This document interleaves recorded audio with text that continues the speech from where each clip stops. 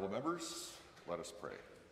Lord, the God of righteousness and truth, grant to our King and his government, to the members of the Legislative Assembly, and to all in positions of responsibility, the guidance of your Spirit. May they never lead the province wrongly through love of power, desire to please, or unworthy ideals, but laying aside all private interests and prejudices, keep in mind their responsibility to seek to improve the condition of all. Amen. Honourable members, we will now be led in the singing of God Save the King by Mr. Sidney Manning. I would invite all to participate. God save our gracious King, long live our noble King. God save the King. Send him victorious, happy and glorious, long to reign over us. God save the King. Please be seated.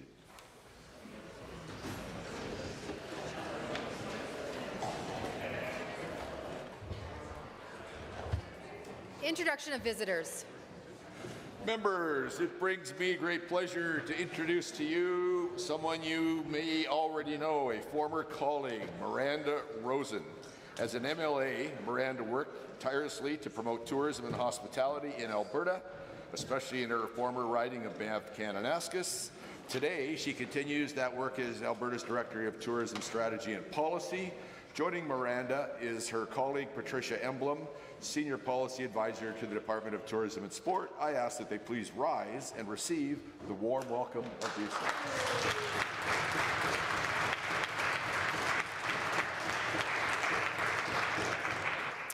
Introduction of guests. We start today with Sherwood Park. Thank you, Mr. Speaker. It's a little known fact that my community, when it first started, was called Campbelltown, until they realized there was another Campbelltown and they needed a new postal code. So it became Sherwood Park. The first school in Sherwood Park was Campbelltown. Later it became École Campbelltown. This year, the final group of students graduating from École Campbelltown are here in the gallery with parents and teachers. I ask that you please give them the warm welcome of the Assembly. And please rise.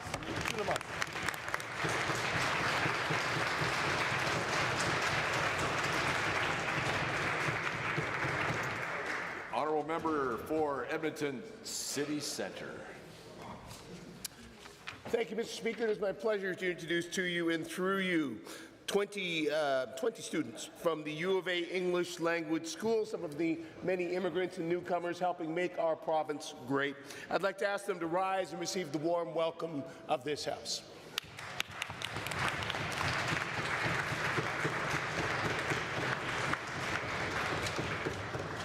Member for Edmonton Castle Downs. Thank you, Mr. Speaker. It's a pleasure to rise and introduce to you and through you some incredible social work students from MacEwan University that are joining today to celebrate Social Work Week. August Walker is a second-year student. Leah Shirt, Celia Wynn, Sarah Nation Alcuzi, Shane Dorr, and Vivian Osei DeHay. Please rise and receive the traditional warm welcome of the Assembly.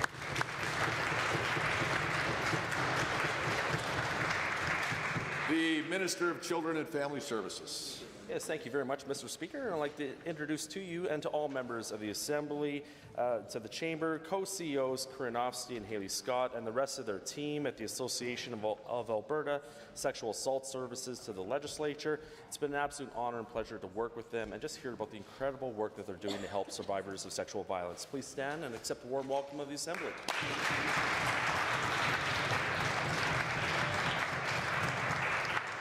Edmonton Riverview.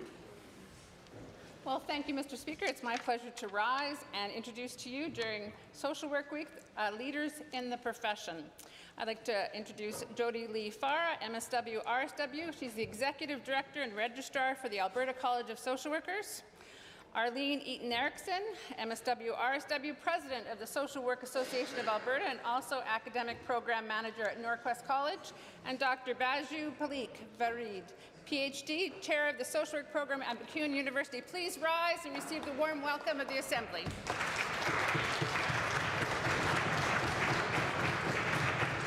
The Minister of Advanced Education.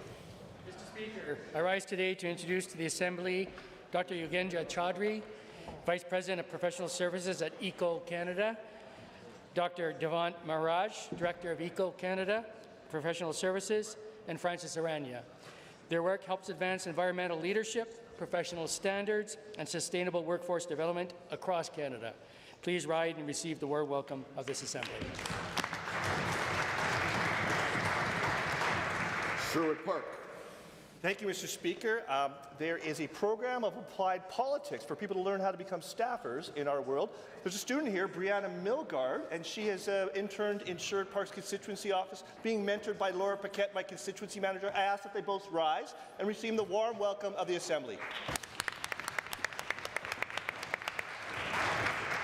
The Minister of Tourism and Sport. Mr. Speaker, I rise today to reintroduce to you and through you two wonderful team members from my ministry who work hard behind the scene to help me bring forward the Travelers Protection and Destination Development Act. And I would like to ask Miranda Rosen and Patricia Emblem to rise and receive warm welcome from this Assembly. Member for Edmonton Mill Woods. Thank you, Mr. Speaker. I'm so pleased to introduce to you Farhat Riaz. I first met Farhat during my first year as an MLA. She joined my office as a social work field placement and has served the constituents of Millwoods with joy, compassion, and heart. And also Ember Conway, who first came to my team as a social work field placement student and is now a registered social worker who has served hundreds of Millwoods constituents with empathy, kindness, and care. I'm grateful for their service. Please rise and receive the warm welcome of this Assembly.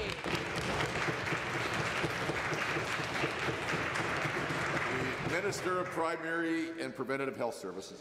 Thank you, Mr. Speaker. I'm happy to introduce to you and through you my wonderful husband who made the trek up here. We've been married just about 42 years. He's the love of my life, and I wouldn't be doing what I'm doing if he didn't come up and take me on date nights every once in a while.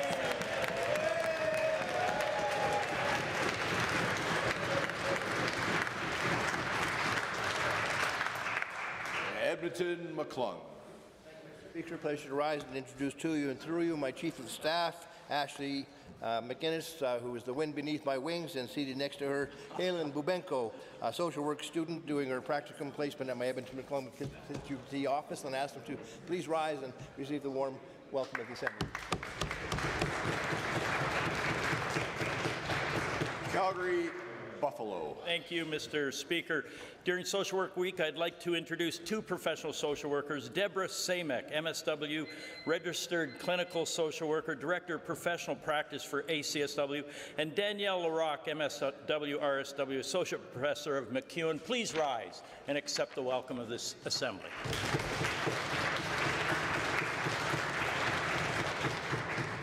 Just going to politely rhyme to everybody. Introductions are 20 seconds. I only say that because if we take too long, somebody who has a guest may not get to introduce them. So please be all aware of that in the future. Ministerial statements, member statements. Beginning with the Honourable Member for Calgary Beddington.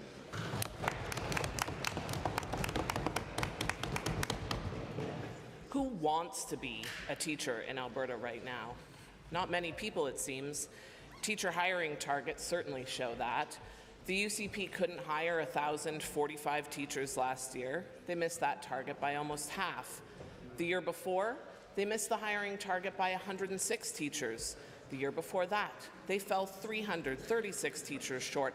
661 teachers the year before that, Mr. Speaker. I could go on and on because the UCP has failed to hire the number of teachers we need every year.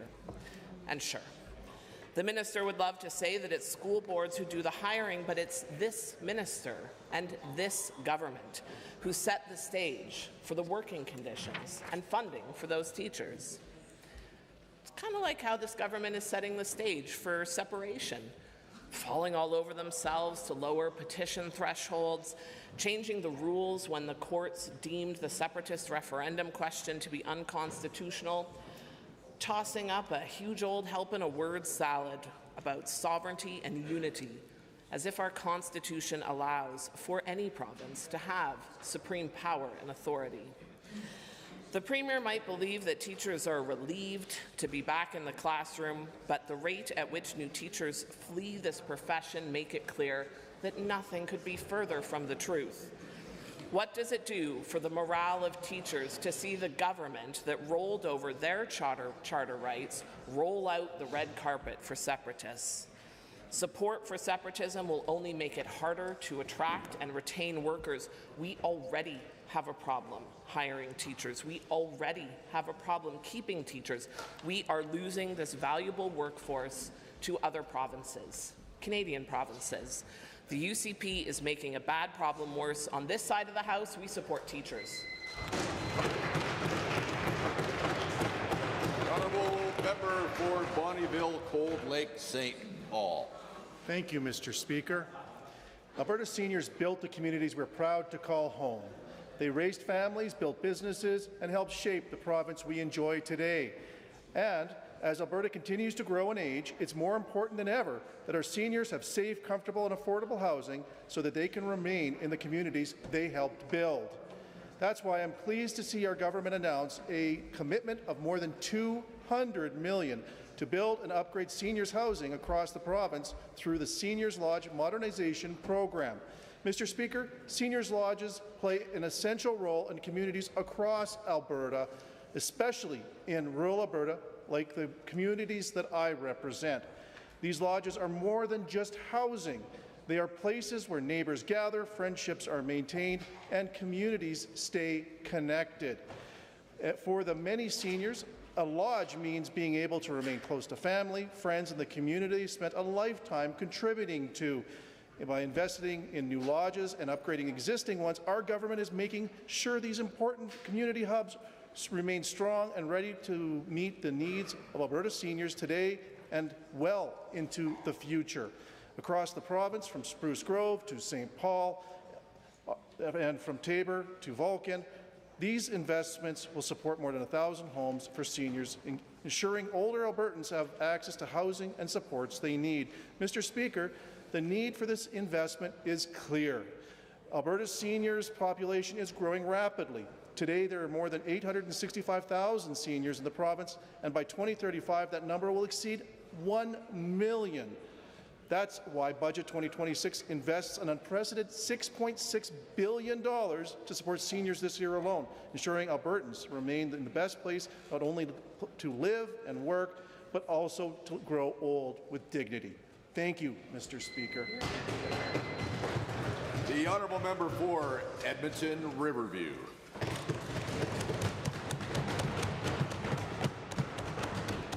March 8th to 14th is Social Work Week in Alberta, and this is a time to acknowledge social workers and recognize the important work we do to serve Albertans. I'm proud to be part of the NDP caucus as our values align very much with the profession. There are 5 members of our caucus with social work backgrounds, including me. The profession of social work plays a vital role in supporting the well-being of individuals, families, and communities. Social workers are often on the front lines of complex challenges, including poverty, mental health concerns, family violence, child welfare, addiction, homelessness, and the impacts of systemic inequality. Our work is essential to building a more just, resilient, and inclusive province. Alberta's social and economic landscape presents unique demands, rapid population growth, economic cycles tied to resource industries, and the realities of rural and remote communities all shape the needs of Albertans. Social workers help individuals navigate these pressures by providing counseling, advocacy, crisis intervention, and connections to essential services. In doing so, we reduce harm, strengthen families, and promote stability during times of transition or crisis. Social workers also play a critical role within Alberta's public systems. We help ensure policies and programs respond to real human needs rather than one-size-fits-all solutions. Our ethical commitment to dignity, self-determination, and social justice helps protect vulnerable populations and strengthens public trust in these systems. Equally important is our profession's focus on prevention and community development. Social workers work alongside Indigenous communities, newcomers, seniors, and youth to build capacity, address root causes of social issues, and foster long-term solutions. This approach not only improves quality of life, but also reduces long-term social and economic costs for the province. The social work profession is a cornerstone of our society by supporting individuals. The honourable member for Fort McMurray Wood Buffalo. Mr. Speaker, it's unfortunate that we so rarely hear about the real opportunities Alberta would have if we were allowed to manage our own pension. While there's no active proposal before this Assembly to establish such a thing, it's responsible and prudent to consider what that could look like. Albertans earn higher wages, and we have the youngest population in the country. Those facts matter. They give us a unique advantage and opportunity to build a stronger, more sustainable system that works for Albertans. At current contribution rates, the math is clear. Albertans could either contribute less and receive the same benefits, or keep contributions where they're at and receive higher payouts than under the CPP. And that is not ideology, that is arithmetic. However, this issue goes beyond pensions alone. It's also about fairness and opportunity. The federal government continues to concentrate financial and administrative power in Ottawa. The National Capital Region alone has nearly 130,000 federal jobs. This does not include the tens of thousands more that Ontario and Quebec currently have outside of the NCR. Alberta has barely 13,000 of these federal jobs. That imbalance is not accidental, and it has real consequences for our economy. All Canadians apparently support Alberta in diversifying her economy, so why not start in the finance sector? With over 2,000 employees and a third of them based outside of Canada, the CPP could reallocate some of those positions to Alberta and appease Albertans. Allowing Alberta to participate in the CPP would be more than about dollars and cents. It would mean supporting a stronger financial sector in Alberta and helping to wean her off the energy roller coaster and giving her some stability with a diversified economy. It's about repositioning Alberta universities as bastions of financial literacy and providing a highly educated workforce for this sector. It's about decentralizing the governance of this financial institution and ensuring a wider spectrum of thought in investing. And for those that say that they only trust the feds with our pension funds, consider that the Carney government has removed $2.8 billion from a public service pension surplus and is still not explaining what they're using with that money, doing with that money. So it's not just about the money, Mr. Speaker, it is about responsible. The honourable member for Edmonton Meadows.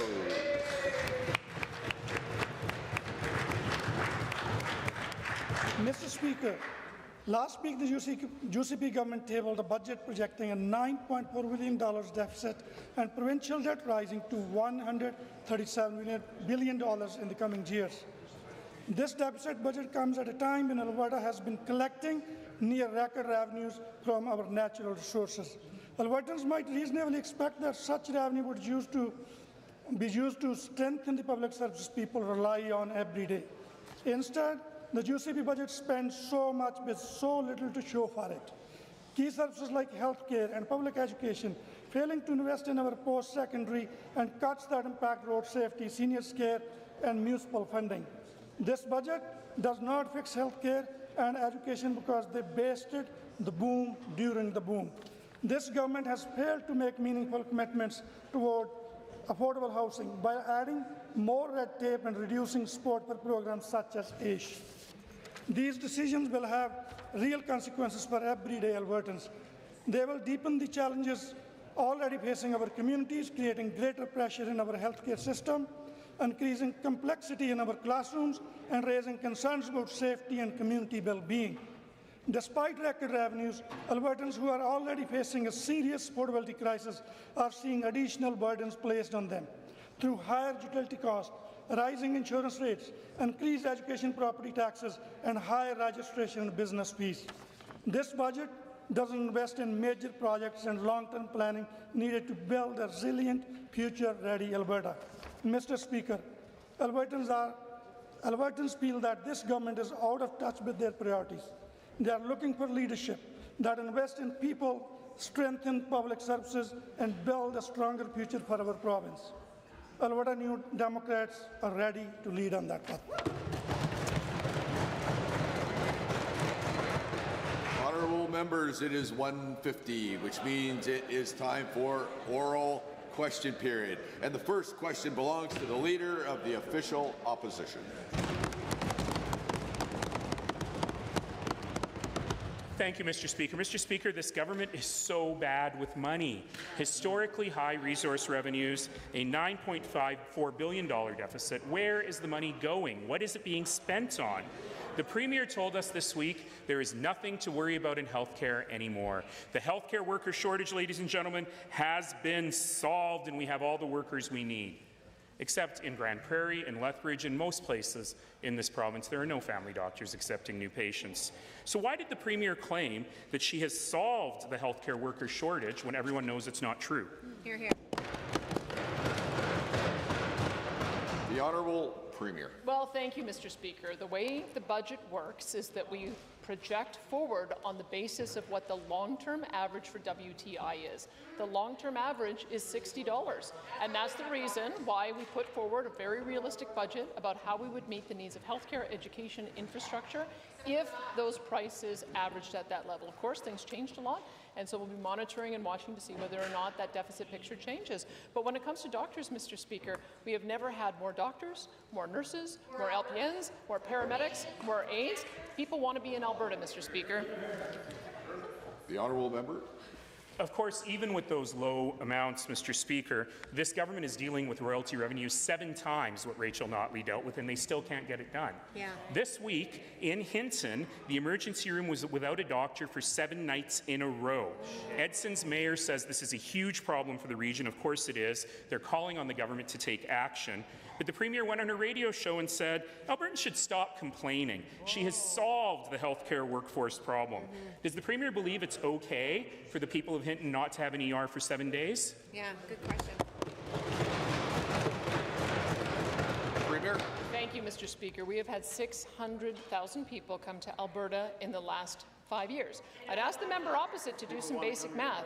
We pay about $16,000 in services, whether it's healthcare, education, post-secondary, supports for seniors, and when you do that math, it's about $10 billion just in those services alone. That's the reason, Mr. Speaker, why we're seeing that our expenses are rising faster than our revenues, and we've got to be working on how we can fix that. Mr. Speaker, I can just say that nothing succeeds like success. We've got over 800 doctors who are taking new patients. We've got more work to do in certain areas, and we're going to keep doing that. Honourable Member.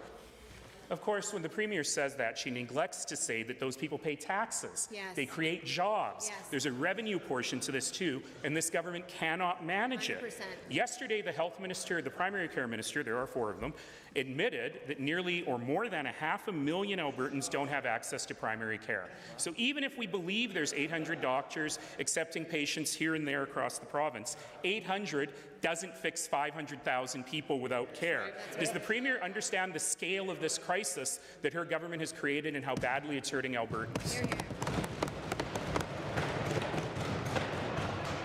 Mr. Speaker. Yes, it's the reason why we were the first jurisdiction in Canada to allow for nurse practitioners to take on their own clients and to bill the province directly. We're almost up to 100 nurse practitioners, Mr. Speaker, and if they average 1,000 patients each or more, that's 100,000 additional citizens that are going to be served by nurse practitioners. We've seen a constant increase now in the number of family doctors. We'll be training more doctors in Grand Prairie and Lethbridge. Mr. Speaker, we're moving in the right direction, and the Minister is going to have more to demonstrate how we're attaching patients to doctors. The second set of questions belongs to the Leader of the Official Opposition.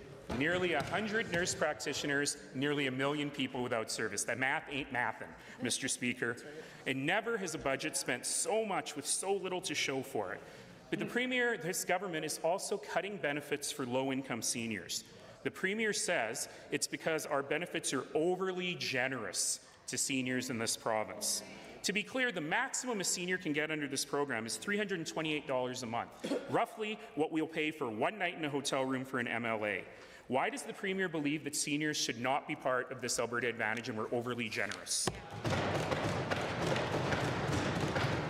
The Honourable Premier. thank you, Mr. Speaker, because I can tell you in NDP British Columbia, our threshold is $20,740 higher than them. In NDP Manitoba, our threshold is $13,274 higher than them.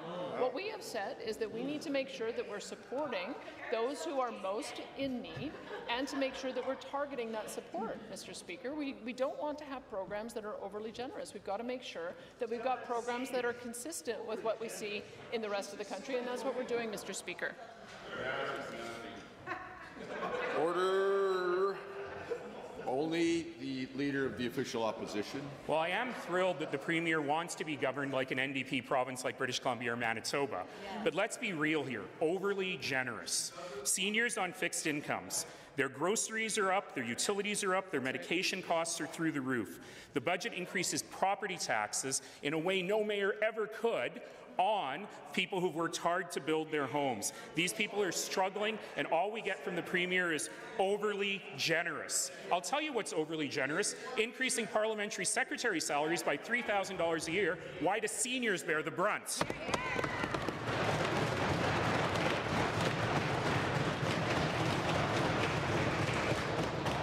Premier. The member opposite increased property taxes in Calgary 81% in the time.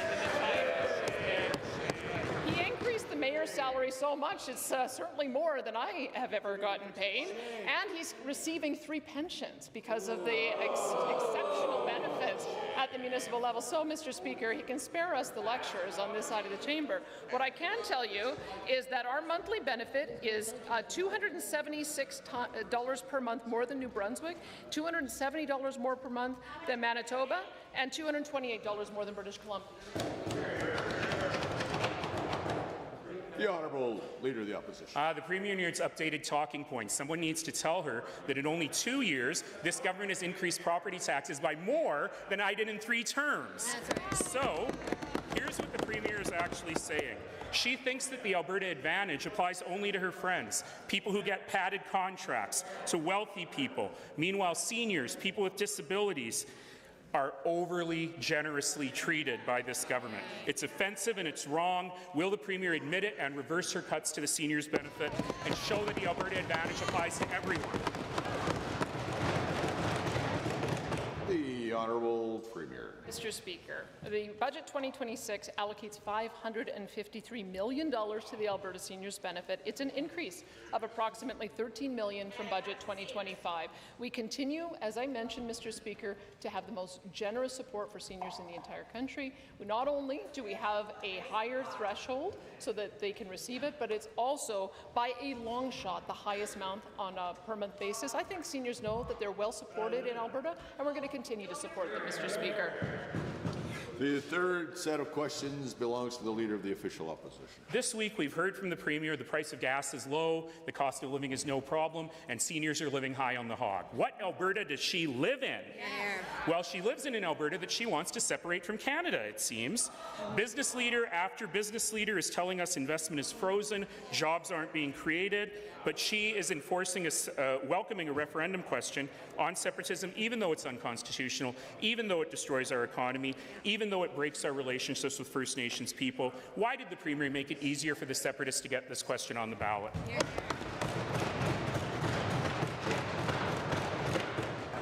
The Honourable Premier. No, Mr. Speaker, I said the member opposite is living high off the hog with his 3 pensions in addition to double-dipping now that he's back in public service again.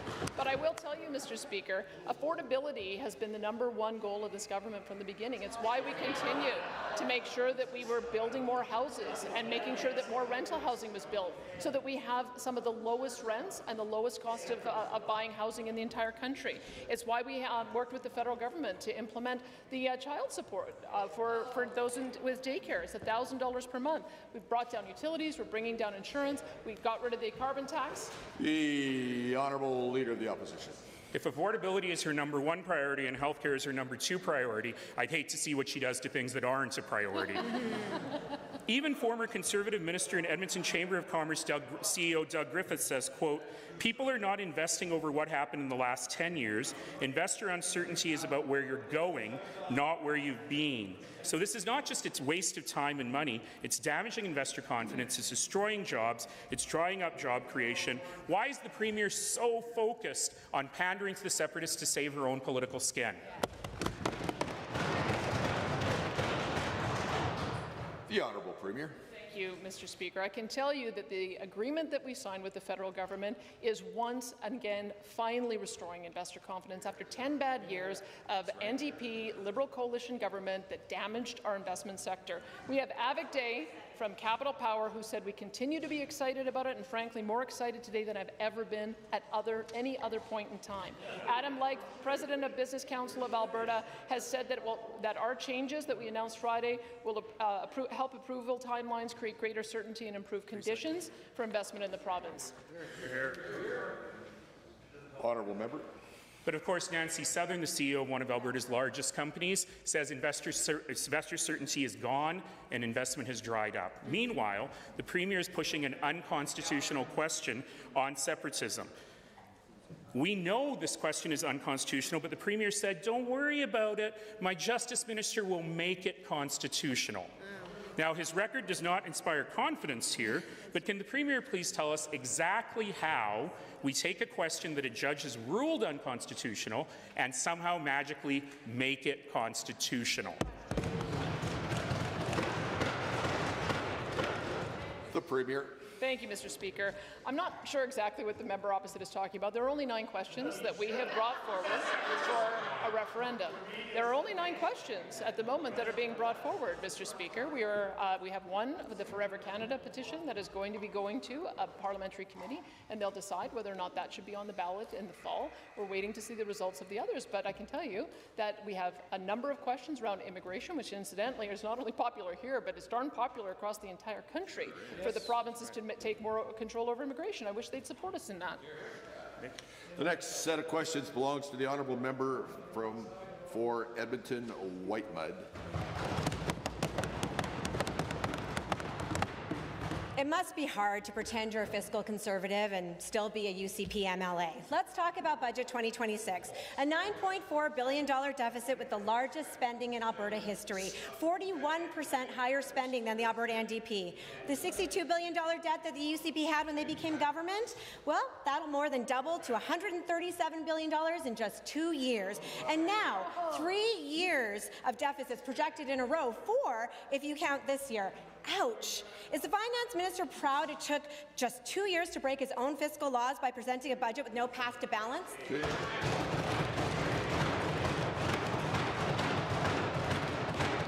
Just a reminder that when your time's up, you got to stop talking. Honourable Minister. Mr. Speaker, I was just at a chamber event here in Edmonton, went through some of the population growth numbers and impact of the economy in historical years in Alberta.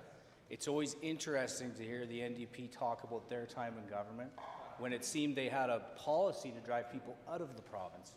There's no doubt there's challenges that come with population surge that we've seen. We're still the government that's paid off $15 billion in debt. We've doubled the size of the Heritage Fund. We've stayed below population growth plus inflation on our spending, and we have a plan for the future, for really the first time ever. Order. Honourable member. What's baffling about all the debt and deficit the UCP is racking up is that it isn't because of a massive drop in oil prices like in 2014. No, since this Premier was elected, Alberta has brought in record high resource revenues. This year, $16 billion. Last year, $22 billion. The year before, a record high of $25 billion. That's 6 to 8 times what Rachel Notley had. Much of this is thanks to TMX coming online. And in case the UCP forgot, that's the pipeline that the Alberta NDP built. You're welcome. So why is the Premier pleading poverty when the only people paying more and getting less are Albertans? The Honourable Minister of Finance and President of Treasury Board. Mr. Speaker, I heard them say earlier that math wasn't mathin', and I'm glad that the member opposite went through some of those numbers. They've been saying that we have record revenue. As the member just stated, we're at just over half of record revenue, $13.5 billion in this year. The difference correlates very closely with the size of the deficit. This was largely a revenue story.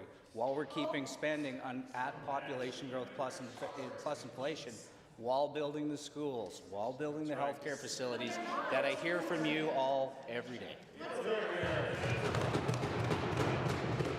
I hear quite a bit from people not recognized. Now we're only going to hear from the member for Edmonton Whitemud.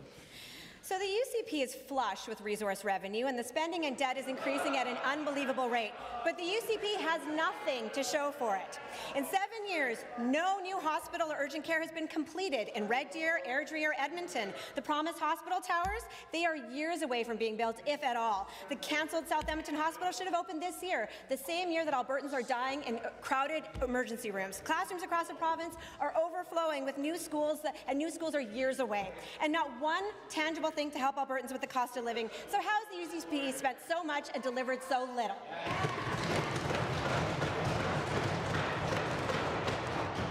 And hopefully we'll only hear now from the Minister of Finance. Mr. Speaker, like I said, I just came from an Edmonton Chamber event. They seem to understand very well that capital of that size takes a while to build. They were excited. I've heard them mock that there's $7 million in the budget for the Stollery. Design, plan, build. Go through the stage-gated approach. We have a $28 billion capital plan. I also explained at the Chamber that you have to get things in and out of the plan in the most efficient way possible, or you end up with a fake plan. Schools take 4 to 6 years to build, and your cities are getting many of them. The next set of questions belongs to the member for Edmonton, West Henday.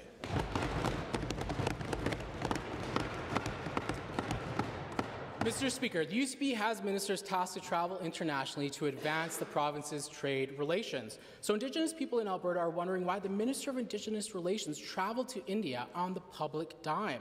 While sovereign nations have been left ignored by the minister, who admitted yesterday that she has not visited all of the First Nations and Métis communities in this province, yet there was time for a 3-week trip to India.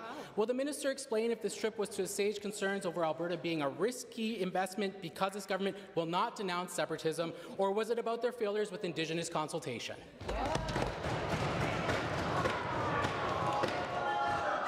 Order! Order! Order. You get to decide who asks the questions. Somebody else gets to decide who answers them. And what's been decided is the government House Leader. Well, thank you, Mr. Speaker. And I thank the member opposite for the question in addressing international travel. It's something that many members in the front bench and the private members in the government caucus do to advance the interests of the government of Alberta and the province of Alberta. I myself just returned from Barcelona, from Mobile World Congress, where we met with businesses in the defense sector, aerospace, who are very interested in setting up shop here in Alberta because they know we're an investment-friendly environment with a well-educated workforce and a place with low regulation and low taxes. Mr. Speaker, this is the place to set up shop and to work. Honourable member.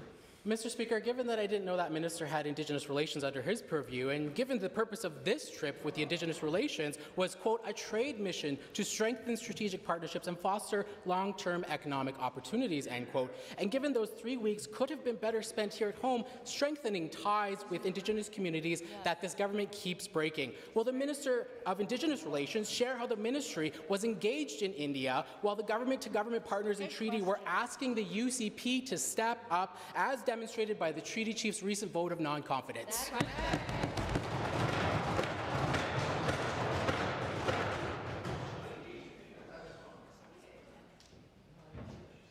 The Honourable Government House Leader. Well, thank you, Mr. Speaker. And again, thank the member for the question to bringing up travel, something our government does on a regular basis to ensure that Alberta's best interests are advanced. We go and we sell this province because it's a low regulatory environment, low taxes, Mr. Speaker. Unlike the members opposite, when Bill C-69 was introduced, it took Rachel Notley 9 months to make her way across the country, let alone make it anywhere else to sell Alberta, because at the time, she had nothing to sell besides debt, deficits, and dumb decisions.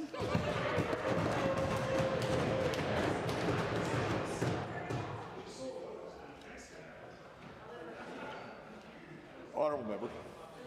Given that that minister is able to accrue a vacation on the taxpayers' dime and debt, and given all except 3 people in this chamber are or come from a family of immigrants, with 3 of us being the first peoples of this land, and further given this government has a minister whose portfolio is to work with the first peoples of this land, the very land that we get the privilege of living on because of treaty, and given how First Nations stand firmly against separatism, will the Minister of Indigenous Relations finally denounce separatism today, right here in this Assembly, and truly honour the treaty relationship as is intended?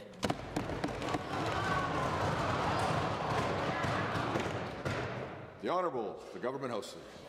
Thank you, Mr. Speaker. And again, it's important to address the importance of these trips. The minister had gone to India to talk about energy, Mr. Speaker, an important export for our province, something the NDP know nothing about, but we're working very hard to get an MOU finished up with the federal government so we can build a pipeline to the West Coast. Mr. Speaker, on the opposite side, they're talking about who came first in this province and who deserves to be here. Mr. Speaker, we all deserve to be here because guess what? We're here to build the province, we're here to attract investment, and we're here most importantly to serve Albertans in their best interest, and that is making sure they have jobs and investment here in the province. The next set of questions belongs to the Honourable Member for Livingston-McLeod. Mr. Speaker, seniors across Alberta are pillars of their communities. In many communities, senior lodges provide an important option for supportive living, helping older Albertans stay connected and maintaining their independence or receiving the assistance they need. However, some lodges were built decades ago and require significant upgrades, and growing communities are seeing increased demand for additional units. To the Minister of Assisted Living and Social Services, can you update this House on how the government is working to increase the number of lodge units available across Alberta? Good question. The Honourable Minister for Assisted Living and Social Services. Well, thank you, Mr. Speaker. I was excited to announce today another $200 million to go to Lodge Modernization Program in our province. It's going to create another 1,000 units to come back online, Mr. Speaker, inside our existing lodge program to be able to make sure more seniors have 8 places to live inside the communities that they built, Mr. Speaker. All part of Alberta government's plan to be able to create houses all across this province, Mr. Speaker, including 82,000 more affordable households all across Alberta, Mr. Speaker, and 15,000 more continuing care spaces, Mr. Speaker, continuing to fix the mess that the NDP left this province when they built no houses when they were in power, Mr. Speaker. Honourable Member. Thank you, Mr. Speaker, and to the Minister for his response. Given that many seniors require additional medical and personal supports as they age, and given that demand for continuing care will continue to grow as Alberta's population ages and families seek appropriate care options for their loved ones, to the same Minister, could he please share with the House what additional steps this government is taking to expand continuing care capacity and ensure Albertans have access to the care and supports they will need both now and into the future? Good question. Honourable Minister. Well, Mr. Speaker, I was excited to announce with the Premier just before Christmas the largest continuing care capital program in the history of the province, Mr. Speaker. Right now we have over 3,000 new units under construction in Alberta in continuing care. The NDP didn't build any new continuing care units, Mr. Speaker, when they were in power. And we have committed to 15,000 more units over the next 10 years, making sure that we can rise to the challenge of our aging population and make sure Alberta is not only the best place to live and raise a family in, but that it's the best place to retire in. We're excited about that work, and we're seeing projects pop all over our great province. Hear, hear. Honourable Member. Thank you again to the Minister. Given that I frequently hear from seniors in my constituency about their strong desire to remain close to home as they age, and given that we know seniors are best supported when they can stay in the communities where they lived, worked, and raised their families, and given that every senior has unique needs and circumstances, to the same Minister, could he please outline for this House the additional ways this government is supporting seniors to age with dignity and access the care and supports they need as close to home as possible? Good question. Good question. Minister. Mr. Speaker, we're spending $6.6 billion on supports for seniors inside Budget 2026, assuming it passes this legislature. And one of the big things we've been focused on the last several years is making sure that we have lodges and senior spaces coming up all over the province. Unfortunately, underneath the NDP government, we saw hospitals and lodges being closed inside rural communities. We went a different way, Mr. Speaker. I'm proud to report to this House now, underneath the leadership of the United Conservative Government since 2019, we're almost at 100,000 subsidized units across the province, and we're going to be adding tens of thousands of more in the next couple of years. The next set of questions belongs to the Honourable Member for Edmonton Highlands Norwood. Instead of using this budget as the opportunity it could have been, the UCP are focused on the wrong priorities. Huge resource revenue should result in stable supports for Albertans, yet this government fumbled the ball, and now it's Albertans who pay the price. Budget 2026 makes life more expensive. Groceries, housing, utilities, insurance, and property taxes are all going up with no relief in sight. So I ask this Premier, why isn't affordability a priority? Why is it the only thing she's offering is a $9.4 billion deficit? The Honourable the Minister of Utilities and Affordability. Thank you, Mr. Speaker. Again, the schizophrenic nature of the NDP comes out in full force. When we balanced the budget, they accused us of cruel cuts to programs. And when we continue stable funding to make sure that these programs are sustained through a large population growth, they say, oh, we blew the budget. Which is it? Should we spend more? Should we spend less? The NDP doesn't know. All they ever did was spend more, and fix nothing. Very happy to be part of a government that sets things right, that provides stability, and puts Albertans first. Point of order was noted at 2:14 p.m. The honourable member. Shameful. Given that there are so many Albertans who lose in this UCP government's budget, but hit the hardest are those who are low income, with the government wasting so much on bad deals while delivering so little when it comes to homelessness supports, helping seniors afford their retirements, helping disabled Albertans trying to get by, or homeowners who are facing big hikes to their property taxes. And what do Albertans get in return? A whopping $9.4 billion deficit. Why won't this government act to make lives more affordable now? The Honourable the Minister of Social Services. Rich coming in from the other side, who has a leader who raised taxes by 81%, couldn't be bothered to even fix the pipes and left our largest city short on water for months, Mr. Speaker. I'm proud to be part of a party that is under the leadership of a strong Premier, Mr. Speaker, who is leading the way all across the country with the most affordable housing in the country, the lowest rent in the country, Mr. Speaker, the best housing construction in the country, the most generous senior benefits in the country because we care about our seniors, the best social services benefits, leading in each and every category, Mr. Speaker, which is why Alberta's the best. The honourable member. Given that these aren't just line items in budgets, these are real people who are impacted by 7 years of the UCP that has made life more expensive.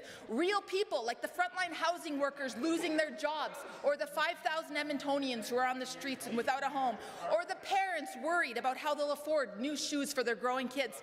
How on earth can this government continue to ignore the struggles that Albertans are facing? Make it make sense. I'll thank the Honourable Minister to finish on time this time. Go ahead.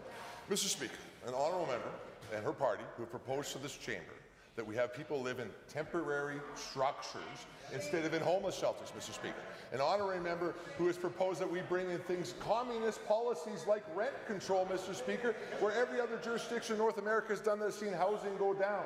This side of the House rejects that and instead has went with concrete plans, betting on Albertans every time, and it's why we have the most affordable jurisdiction anywhere in this country, Mr. Speaker. We're proud of that. We continue to hear what the NDP want to do, and we do the opposite, which is why Alberta continues to succeed. Point of order was noted at 2:17.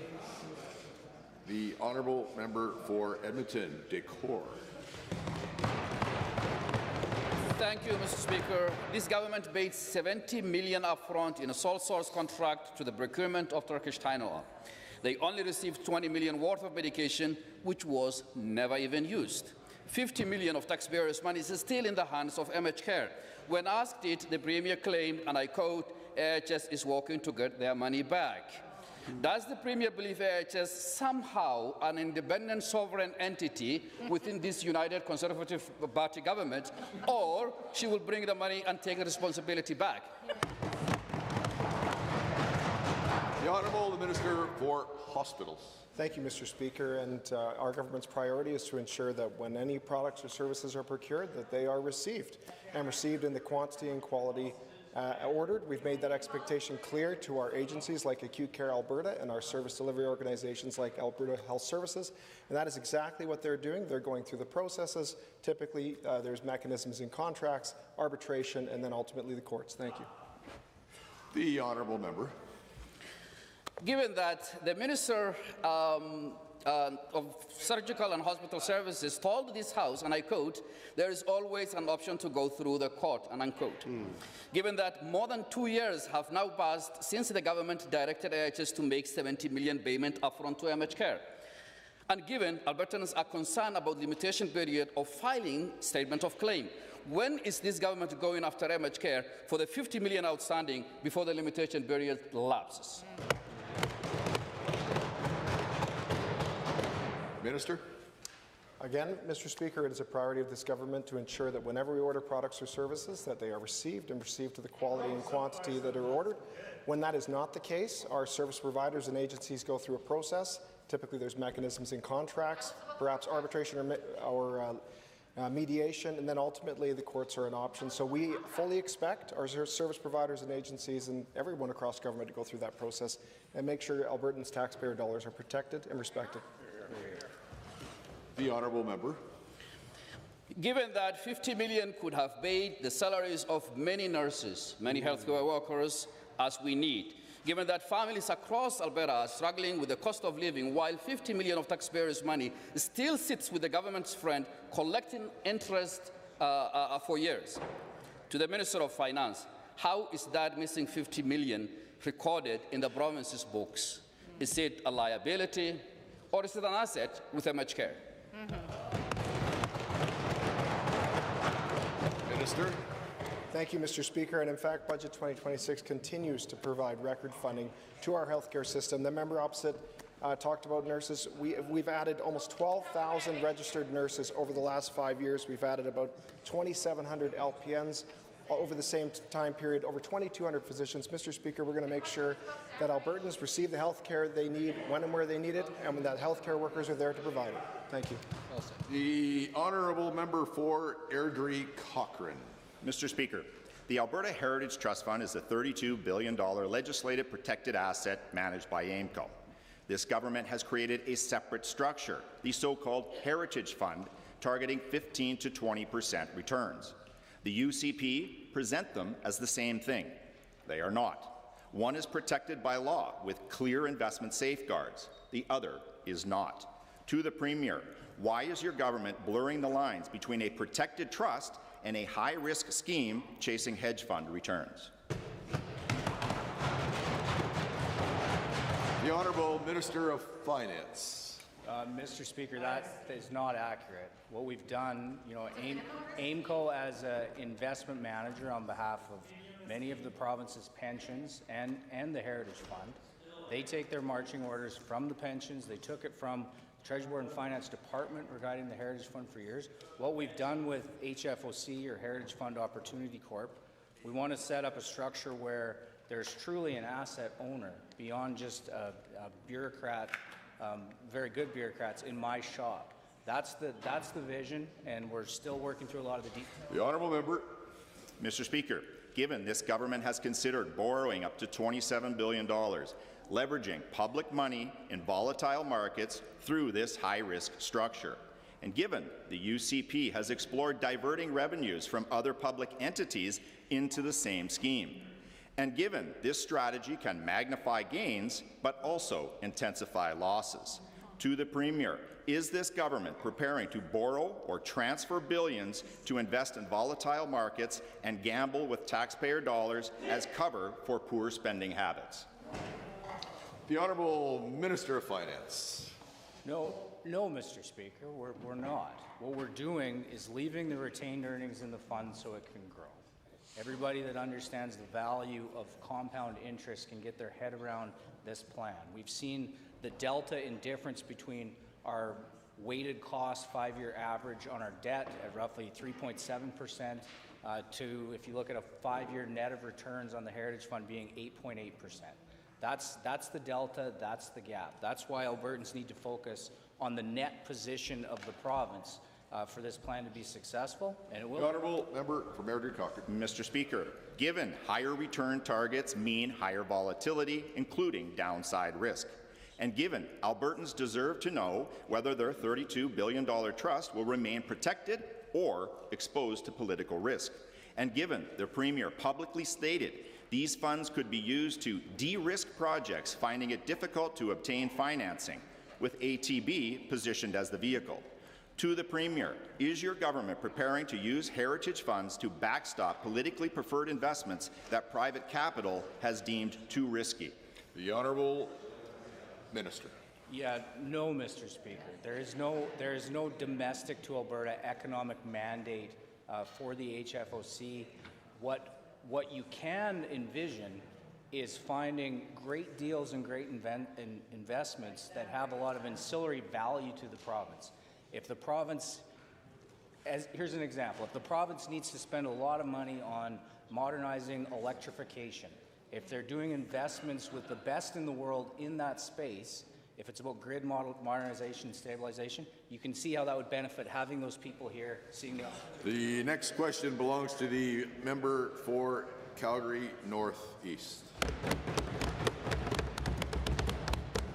Mr. Speaker, Albertans are struggling with the cost of living crisis. Yet this year they will see another property tax hike. The provincial education property tax alone is rising by more than 20%. Province will collect over $1.2 billion from Calgarians alone. Even Calgary's mayor has warned that this increase is making affordability worse. To the Minister, why is the government increasing education property taxes during an affordability crisis? Good question. The Honourable Minister of Finance. Mr. Speaker, like I mentioned in Budget 2025 very clearly, the province was going back to our position of having 33% of the operating expense of education come from this base. Nobody was hiding anything. We laid it out very clearly.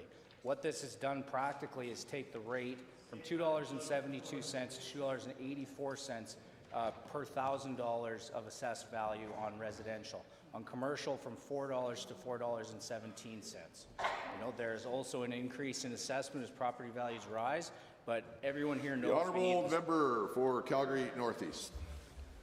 Given that families in Calgary Northeast are dealing with overcrowded classrooms and years of promise, but no new schools in the fastest growing communities, now that they are asked to pay hundreds of dollars more in education property taxes, this increase means pouring salt on the wounds of my constituents. To the Minister of Education, how can this government justify charging my constituents more in education taxes while failing to build a single new school in the communities that desperately need?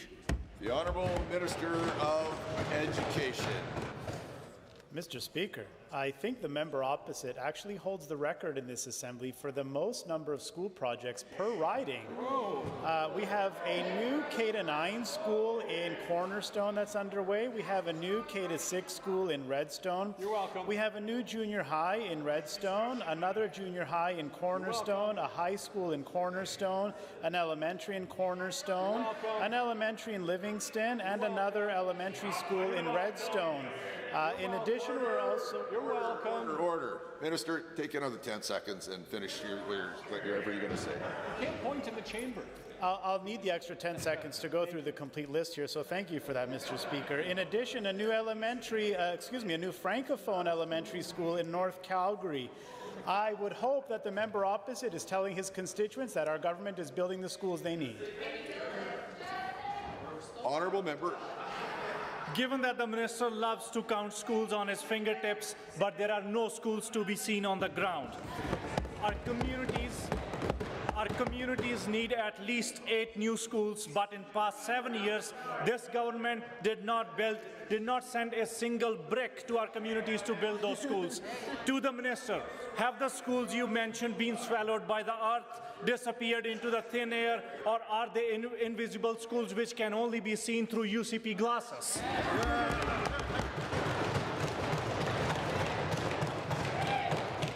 Minister.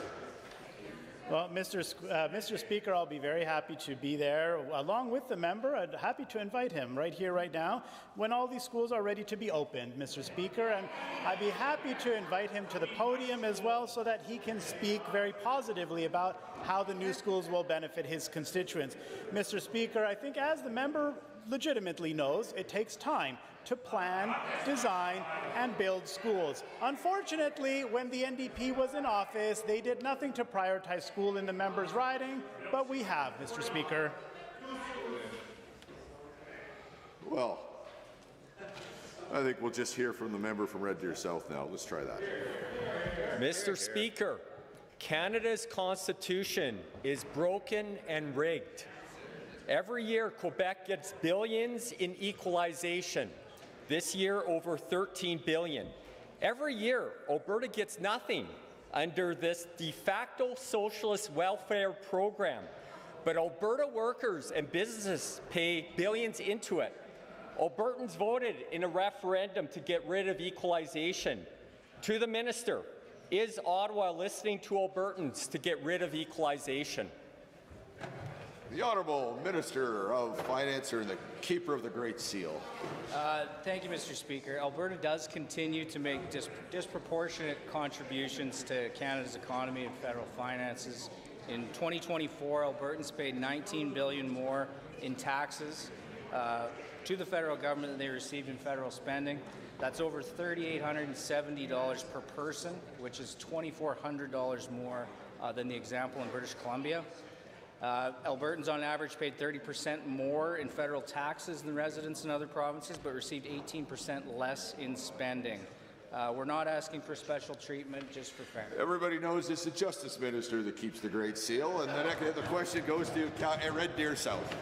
Given each year Alberta businesses and workers pay billions more in CPP premiums than benefits paid to Alberta retirees, given over years these amounts have compounded into a super big number. Given one of the biggest actuarial firms in Canada estimated this super big number to be about $334 billion, given over 2 years ago, Ottawa said they disagree and will provide a number. To the minister, where is the number? The President of Treasury Board and the Minister of Finance. Thank you, Mr. Speaker. I appreciate the question. But the demand of that answer will have to come from the federal minister. We've yet to hear back any specifics from the Office of the Chief Actuary or Federal Finance. We did hear from the Office of the Chief Actuary a vague description of the methodology they may use to determine a withdrawal amount, but that's as far as it has gone. Honourable member. Given that is weak, given every year Alberta businesses and workers pay $20 billion more to Ottawa than Alberta gets back, given over years these amounts have compounded into a super-duper big number, given this super-duper big number is over $500 billion, over $10,000 for every man, woman and child in Alberta, to the minister, if Albertans stopped subsidizing the rest of the country, would there be a deficit? How much could we cut taxes for Albertans? The Honourable Minister. Mr. Speaker, Albertans have every right to be frustrated. They work hard, pay their taxes, and too much of what they earn goes to Ottawa, only for a fraction to return, usually with heavy strings attached. Thanks to our Premier, Ottawa is finally listening. Through her negotiations with the federal government, the Premier has made Alberta's voice impossible to ignore.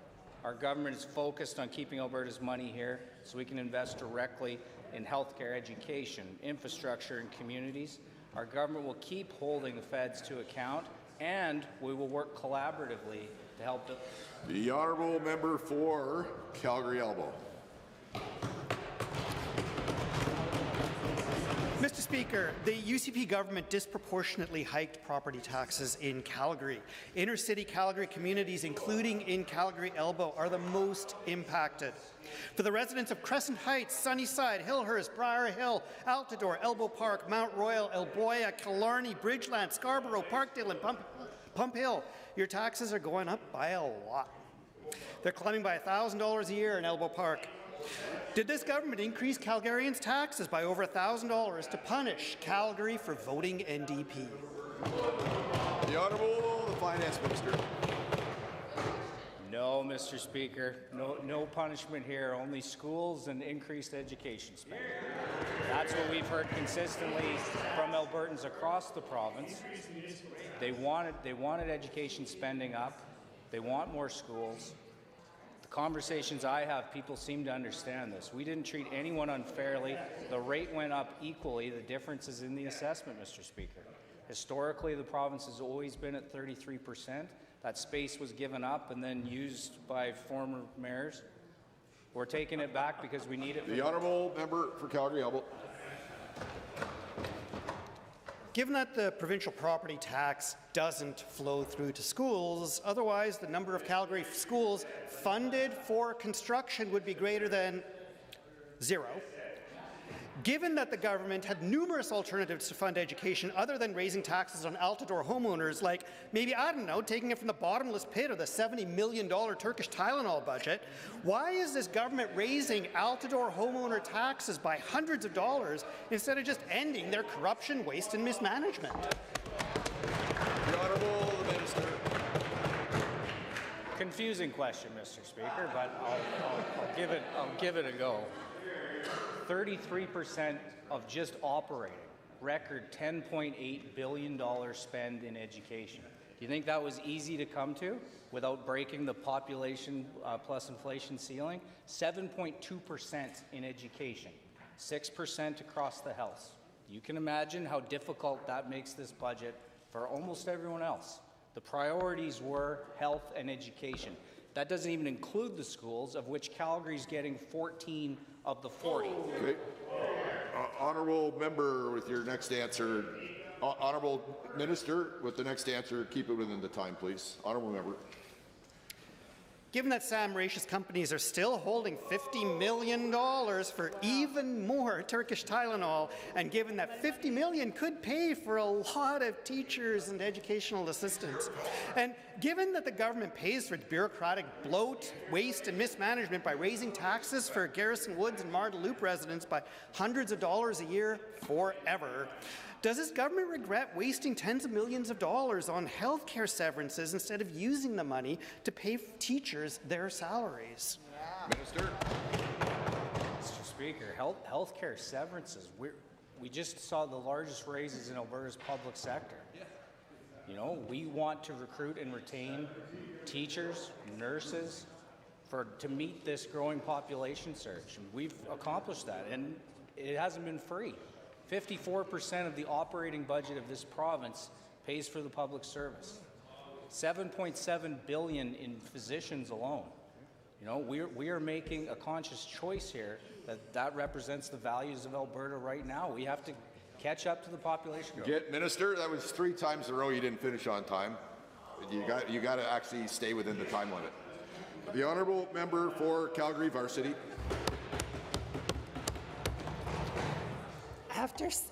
After 7 years of the UCP, public health care is worse than it's ever been.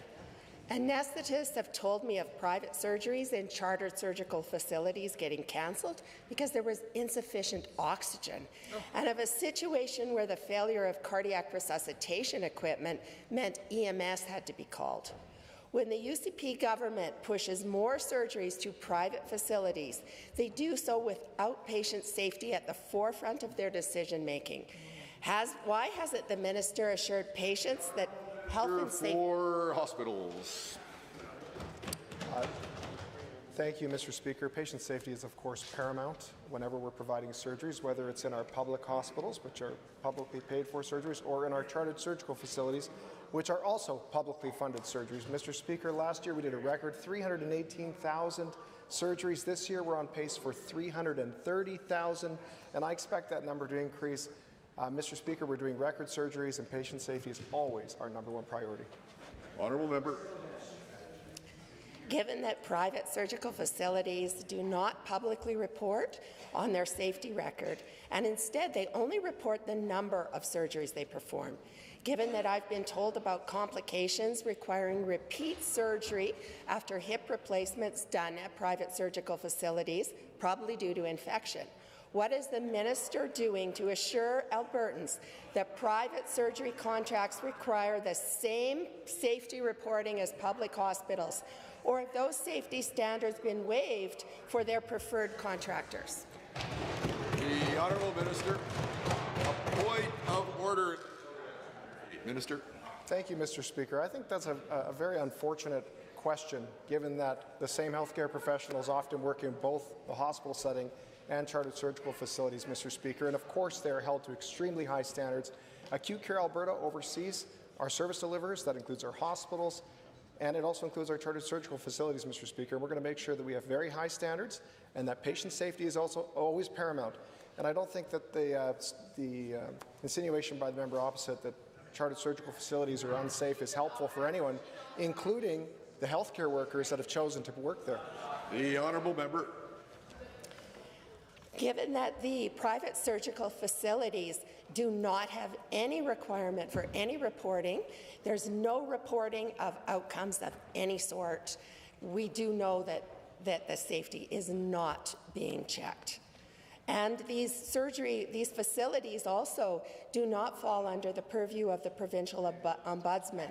This leaves Albertans with concerns, as the only way they can address those concerns is through legal mechanisms or ask for help. The Honourable Minister. Thank you, Mr. Speaker. If the member opposite has specific concerns about a provider, I would encourage her to provide those to my department so that we can look into them. If we're just speculating, Mr. Speaker, for ideological reasons, I don't think that's helpful to the healthcare workers that work in these facilities, or the doctors that have started these facilities, or the patients that really come to me on a daily basis to tell me about the incredible care that they have received across Alberta in our chartered surgical facilities. Again, 80% of our surgeries being provided in hospital, Mr. Speaker, and all of them publicly funded. Honourable members, in 30 seconds, we will continue with the daily routine.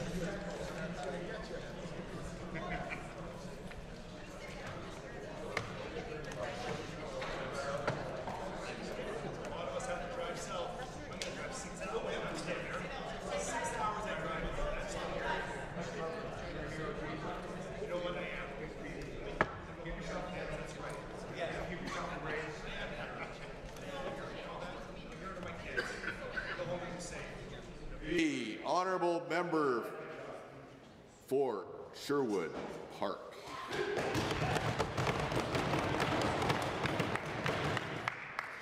With the UCP, you pay more and get less. After 7 years of this government and 4 under this Premier, the UCP is projecting a deficit so large that they have no path ahead in their fiscal plan to a balanced budget.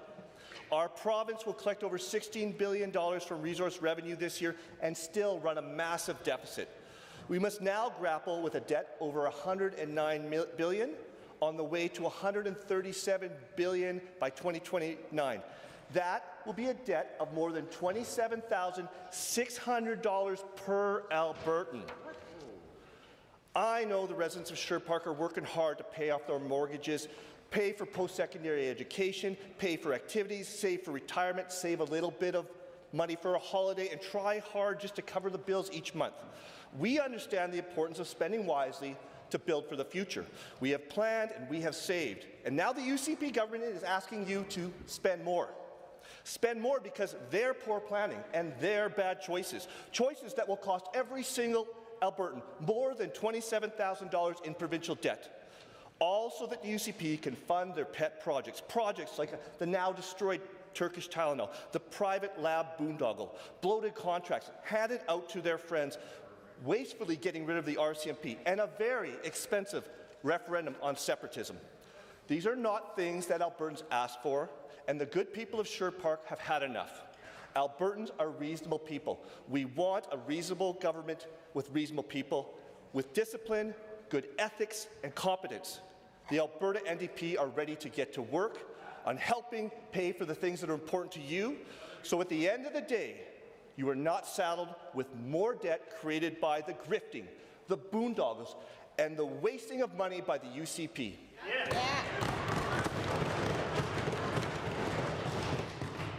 Presenting reports by standing in special committees. Presenting petitions. The honourable member for Lac St. Anne Parkland. Yes, Mr. Speaker, I'm pleased to rise and present a petition that was presented to me, and it's we, the undersigned residents of Alberta, petition the Legislative Assembly to urge the government to create an independent citizens' assembly to review proportional representation electoral systems, share the legislator seats held by each party. There's more really good stuff in here, but for expediency, very pleased to table this. These folks did a heck of a lot of work to help strengthen our democracy.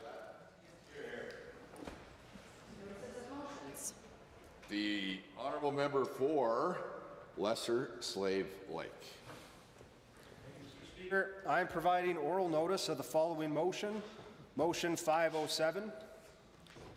Be it resolved that the Legislative Assembly, A, recognize that 1. Communities in northern Alberta and in rural and urban areas across the rest of Alberta contribute significantly to provincial revenues through oil and gas, forestry, and other natural resource development, and number 2, publicly available resource revenue mapping data is not presented in a manner that clearly identifies the contributions of these specific regions, and B, urge the government to annually publish a report that 1, provides resource revenue data for the previous year disaggregated by geographical region within northern Alberta and rural and urban areas across the remainder of Alberta. 2, outlines the methodology and data sources used to calculate the regional revenue mapping data, and 3, considers utilizing the regional resource revenue mapping data to more equitably allocate infrastructure resources to northern Alberta and rural and urban areas across the rest of Alberta. Introduction of bills. The honourable member for St. Albert.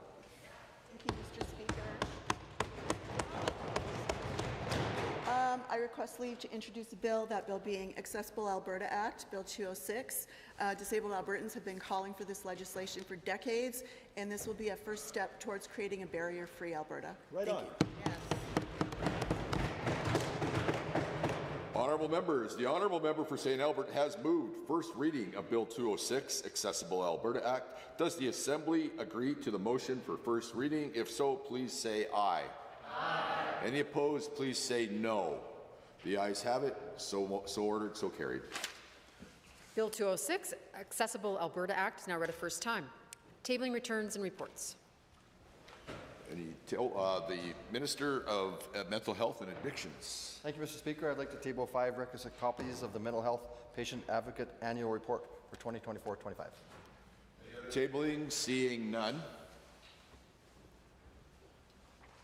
Tablings to the Clerk. I wish to advise the Assembly that the following document was deposited with the Office of the Clerk on behalf of Honourable Mr. Amory, Minister of Justice, pursuant to the Statutes Repeal Act, report entitled Statutes Repeal Act 2026 list.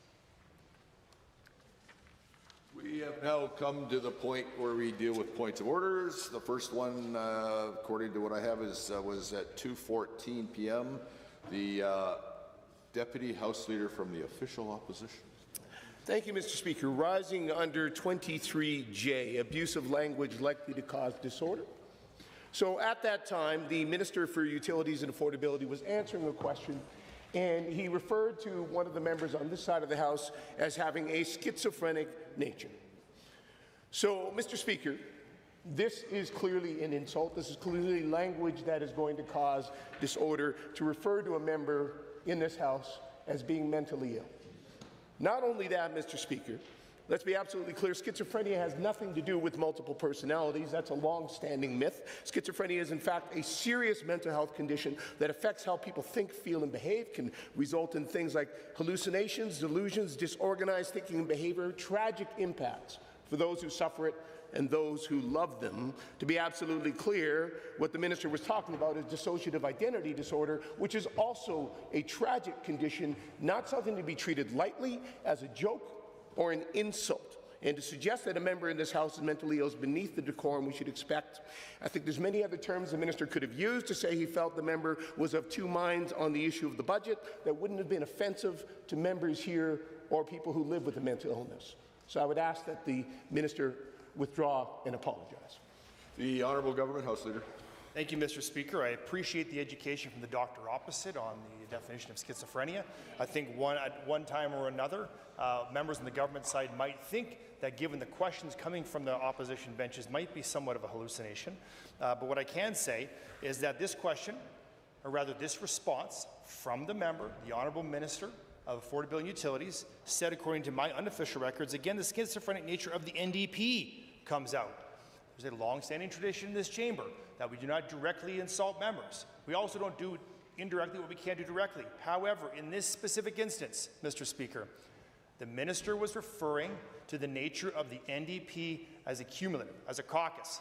So I don't think this is a point of order. If it offends the sensitivities of the member of the opposition deputy House Leader, then that is a problem that he may have to deal with internally. But on this side of the House, I don't believe it's a point of order. Okay, all right, no.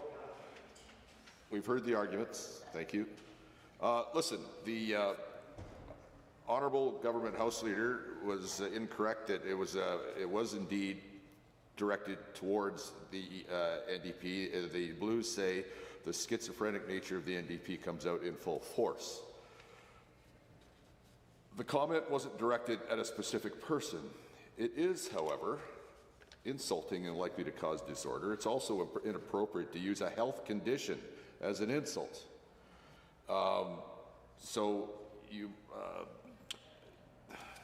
don't think we want to get into dealing with health conditions, so I'm going to ask the honourable member to withdraw and apologize for that, simply because I don't think we want to get into discussing other members or health conditions as part of what the back and forth that we do around here. Thank you for the direction, Mr. Speaker. Withdraw and apologize. The next point of order, my records say at 2:17 p.m. The Honourable Opposition Deputy House Leader, I believe. Thank you, Mr. Speaker. I believe at that time we had a question from the member from Edmonton Highlands Norwood. The Minister for Assisted Living and Social Services was responding. And I do not have the benefit of the Blues, but what I heard the Minister say was that member and collective. So that member and the opposition to that member and her colleagues want to see people living in temporary structures. Now, Mr. Speaker, we had an incident dealing with precisely this kind of language just this past Monday, in which you ruled in reference April 30th, 2025, when Speaker Cooper ruled that referring directly to the Premier as a separatist is a point of order, and I'll ask the honourable member to apologize and withdraw. And again, we have indeed had rulings from you, from the Speaker of the House, that referring to a member wanting to see people live in tents is considered to be a point of order, and we cannot do indirectly what we cannot do directly. So suggesting that any member wanted someone to live in temporary structures, we know very well what the minister was referring to, would also be a point of order. And Mr. Speaker, you yourself ruled on Monday that suggesting that the Premier, separatist Premier and government, in fact, constituted a direct insult on the Premier, despite the fact that the individual was connected to a collective. So I would say, based on that, the fact that we've recognized that the term is unparliamentary, you cannot do indirectly what you cannot do directly, and you have ruled, Mr. Speaker, that attaching an individual to a collective does not, in fact, exempt an insult or an unparliamentary term from being out of order. So I would ask that the minister rise and apologize and withdraw. Government House Leader. Thank you, Mr. Speaker. I actually couldn't have argued my disagreement with that point of order better than the member just did himself. He made my points very clear. One is that one is made against the member versus against the collective. when he suggested comments about the separatist person versus a collective caucus. Mr. Speaker, one would be ruled out of order, one would not be. In this specific instance, it was made very clear, according to my unofficial records, the Speaker, an honourable member, and her party have proposed that, to this chamber that we have people live in temporary structures. Now, the member also suggested that he's presupposing, or he says we all know what the member actually meant. If we're going to continue to use points of order based on what we assume other members are saying, Mr. Speaker, that is a dangerous precedent that we are going to set, a very slippery slope. Because I can tell you that with what comes out of the mouths of the members opposite, there's a lot to be assumed, but I have to take what they say at face value. So, Mr. Speaker, this is not a point of order. To assume what the Honourable Minister is saying is absolutely ridiculous. The member said temporary structures. What is inferred from that, members can take from that whatever, but this is not directed at the specific member. Suggesting that the members want, or a specific member wants others to live in a tent has been ruled out of order. I have those notes of my own, but this is not that case, Mr. Speaker. In my opinion, not a point of order. See, this is what makes it hard to deal with things around here. But let's start out with what the Blues say. Mr. Speaker, an honourable member and her party who proposed to this chamber we have people live in temporary structures instead of homeless shelters. So both the member and the party were insulted, joint and severally, based on what was actually said. Now, I appreciate the points of orders have been on tents, and the phrase today was temporary structures. It's a very short leap from one to the other. So here's direction from the Speaker back on April 10th, 2024. Yeah, that was before I was here. Just checking whether those are my words. I'm going to quote to you right now, but they're not. I think that we've come to a point where making these sorts of allegations about members wanting Albertans to live in tents has probably come to the, as the Speaker said, its mileage has been used. I think the Minister is very creative in the language which he can use, and there's many ways he can do the same thing without creating such disorder. It could be argued that the Minister used creative language by saying temporary structure. At the very least, a strong warning, and I'm certainly open to calling this a point of order should this particular line of insult continue. It's again the fact that the member and the party were insulted jointly and severally, and the matter that it wasn't the word tent said, but I think it's a pretty short leap and while the government House Leader is not wrong in that we can't be twisting everybody's words everywhere possible to make them more insulting than they were intended. Sometimes it's pretty ordinary. So I'm going to give this a strong caution here, but to the government House Leader, you might want to let your minister know that today, that close, next time, you may have to stand up and apologize and withdraw. This matter's dealt with. Yeah, next point of order, according to what I have here, is at 2:38 p.m. Government House Leader. Thank you, Mr. Speaker. I rise on a point of order 23H, I, and J. At the time noted, I don't actually remember who was speaking in the chamber, but I was merely inquiring across the aisle to the member from Edmonton Northwest, where many of his caucus members had left, given that we were still in session. Well, let's put it this way. If I want to make the point of order, I have to note the reason why I was engaging the conversation. So it's not a point to point out whether someone is or is not, but rather to give context for the point of order, Mr. Speaker, which in this instance, I believe is in order. While asking that question, I was told, quote, by the member from Edmonton Whitemud to shut it. Mr. Speaker, I just don't think that language is appropriate in this chamber. It just seems that, like other members across the aisle, whenever they have things to say, when it's not their turn to speak, we don't tell them to, quote, shut it. It is their right to speak as they like to. Now, you may call them to order, and that is, of course, the prerogative of the chair. But in this instance, I was not called to order, simply making an inquiry across the aisle, and was so rudely spoken to by a colleague in this chamber. And, Mr. Speaker, I think this is a point of order on 23H, I, and J. I don't think any member, whether on the record or off the record... You're not recognized right now. Go ahead, Government House. Somebody there said, okay, we don't need the help right now. Go ahead. Whether on the record or off the record, we have the right to speak in this chamber and not be told to, quote, shut it, Mr. Speaker. It's inappropriate. I ask that member apologize and withdraw and refrain from that kind of language in the future. Honourable Deputy Government House Leader. Thank you, Mr. Speaker. Opposition House Leader. Unfortunately, despite the short distance between myself and that member, I did not hear the comment, so I cannot say. The reason I could not hear her comment was the loud, repeated, and prolonged heckling from the Government House Leader, who just admitted on the record that he was contravening another practice of this House, as in 13.28, in Practices and Procedures, which in fact states, allusions to the presence or absence of a member during proceedings of the House are unacceptable. This was not a single instance, Mr. Speaker. It was repeated, it was prolonged, and it was intended to provoke. And the member just stood, the Government House Leader just stood, admitted on the record that this is in fact what he was doing at the time.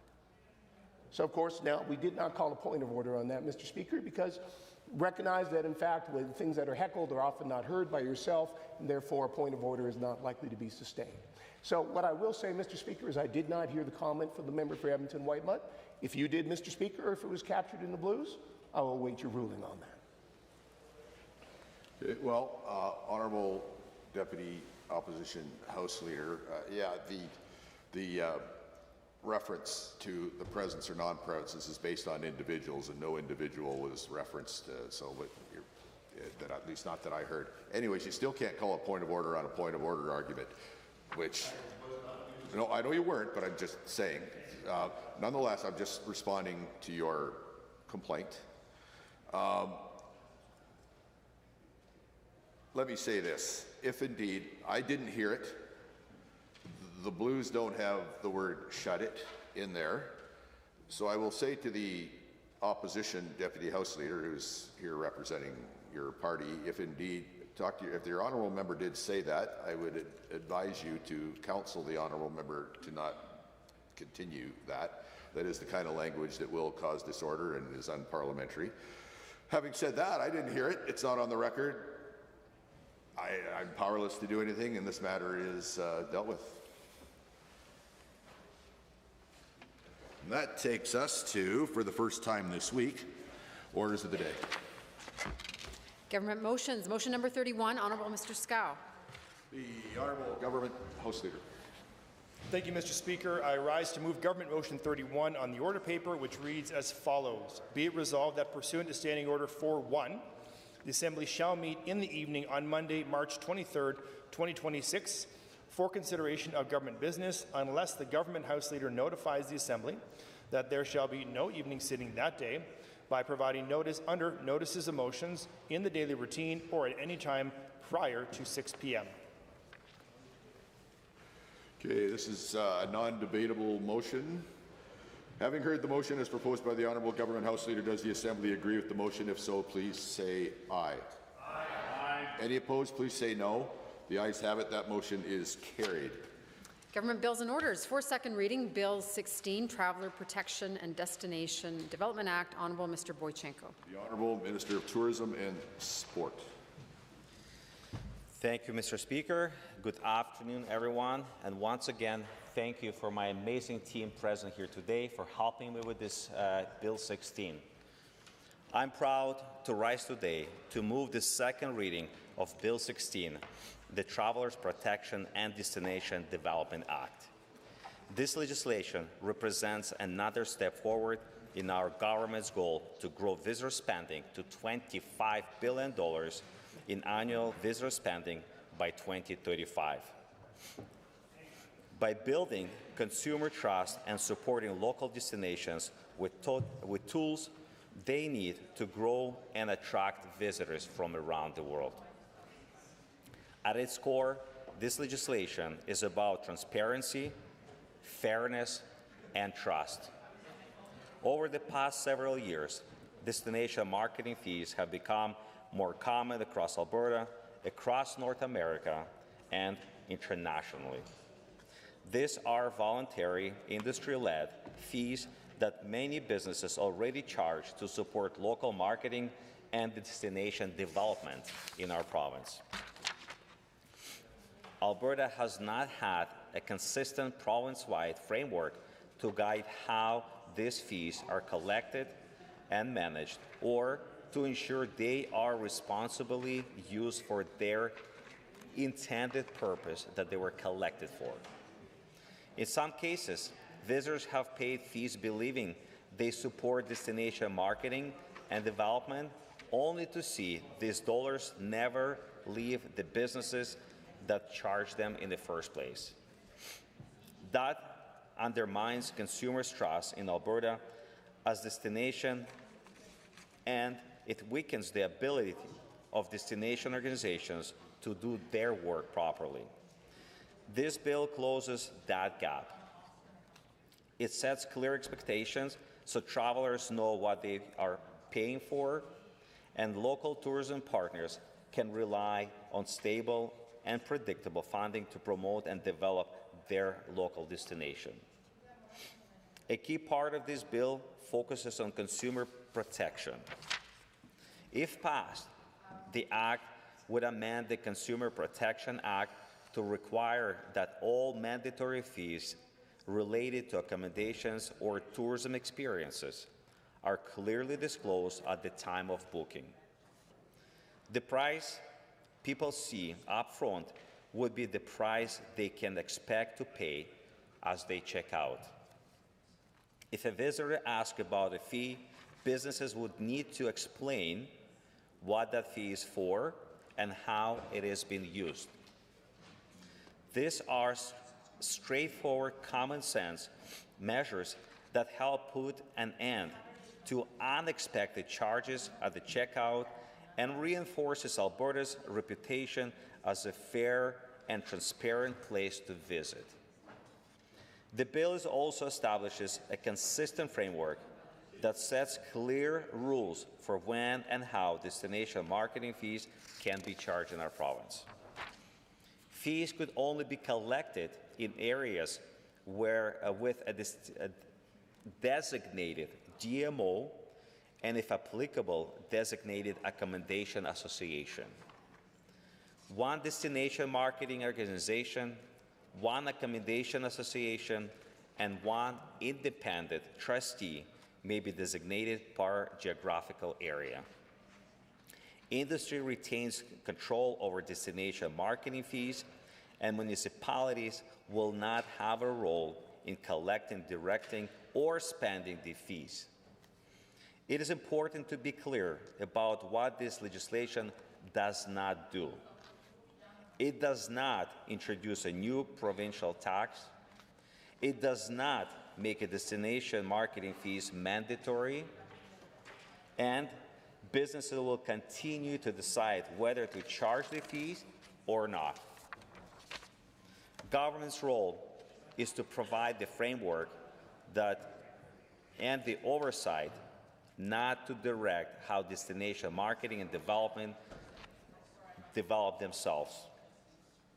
To support transparency, the bill sets out clear requirements for how destination marketing fees are handled. The legislation also limits how these fees can be used, so they support destination marketing and development and related activities that drive measurable growth in the visitor's economy locally. The Act includes compliance and enforcement tools to support a level playing field, including inspection, administrative penalties, and offenses in serious cases. These measures are about addressing clear cases of non-compliance and protecting consumers and businesses that follow the rules. Lastly, to give existing organizations and operators time to come into compliance, the bill also includes a transition period ending December 31st, 2026. Madam Speaker, the Travel Protection Destination Development Act is about strengthening Alberta's visitors' economy and balance the practical way. It protects travelers from misleading fees, supports local destinations with clear and accountable funding tools, and it reinforces trust between visitors, businesses, and communities. I'm proud to support this legislation and encourage all members of this House to do the same. With that, Madam Speaker, I hereby move second reading of Bill 16, the Travelers Protection and Destination Development Act in our province. Thank you, Madam Speaker. Are there others that wish to join the debate? The Honourable Member for Edmonton Castle Downs. Thank you, Madam Speaker. It's my pleasure to rise this afternoon and speak to Bill 16, Traveller Protection and Destination Development Act. Now, you know, I've heard a lot from industry, and they're quite happy with this piece of legislation. I only wish that the speech that the minister just gave applied to his ministry when it came to how the ministry is collecting taxes and spending it. What those following along at home might not know is this legislation is holding accountable the taxes that hotels and lodging are charging to Albertans. So if an Albertan looks at their bill and says, you know, what is this tax? This is what it is for, and this is what it goes to. There's a complete contradiction with this minister and ministry, because there is something called the Alberta Tourism Levy, which is also a tax on tourists and tourism, and specifically Albertans, because in Alberta they are the highest population that actually accesses tourism facilities across the province. This government increased the tourism levy by 150%, wow. Madam Speaker. And so that is essentially a tax on Albertans and an affordability. But with that tax increase, there's no transparency or no accountability, because that money, instead of doing what this piece of legislation does, which goes into a designated destination organization, the 150% tax levy goes into general revenue. So that minister isn't even responsible for what happens for the taxes that he's taking from Albertans. It goes into general revenue, Treasury Board and Finance, no accountability. So this piece of legislation is asking hotels and lodging that collect a tax from travelers, Albertans, show your work. Show how you're taking the money, what it's for, how it's distributed. That speech would have been beautiful to hear as part of the budget, Minister, and it would have been beautiful to have it actually apply to the levy, right? So while the Alberta Hotel and Lodging Association is really happy to see that there's going to be some transparency and that this government is, you know, creating some transparency, it's not something that we're used to. It's quite concerning that they're making others be accountable for the taxes that they're collecting, but not them. Don't ask us to show where we're collecting money. Now, the tourism industry in the province has been doing incredibly well. And so, you know, their target numbers are up. We have all of these great incentives to try and come to Alberta. But we're not talking about the money that we're collecting on the, essentially on the backs of Albertans, 150% tax increase. And we're not talking about how it's being spent. So with this ministry, we're encouraging people to come and travel within the province. It's beautiful here. When asked about contingency plans, when it comes to tourism in the province and this talk of separating, what's the plan for Banff? What's the plan for Jasper? Those are national parks.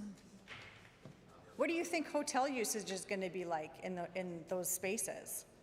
What do you think people are going to do to get to the province of Alberta if we're not part of Canada? Our major airlines are Air Canada and WestJet, which are Canadian airlines. I think that there's been some huge concerns when it comes to how this ministry has been treating the tourism industry. And, you know, prior to the budget, tourism was quite excited about this piece of legislation, Bill 16. They felt that, this was a transparent moment from this government that was taking some responsibility and making sure that taxes that are being charged to consumers and tourists are being accountable. However, when they saw the budget, that trust was broken. There were so many people from the industry that said, you know what, we felt completely sidelined. We are in a time where we are doing an incredible job.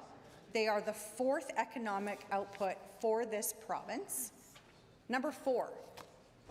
Yet, the money that's being charged to Albertans and other tourists, 150% tax increase, does not go back into tourism. It goes to general revenue. So there was concerns about the legislation after the budget about being able to trust the government. So there are pieces of this legislation that put forward, you guessed it, wait for the regulations. That is something that this government traditionally has done when they don't want to answer how things are going to go.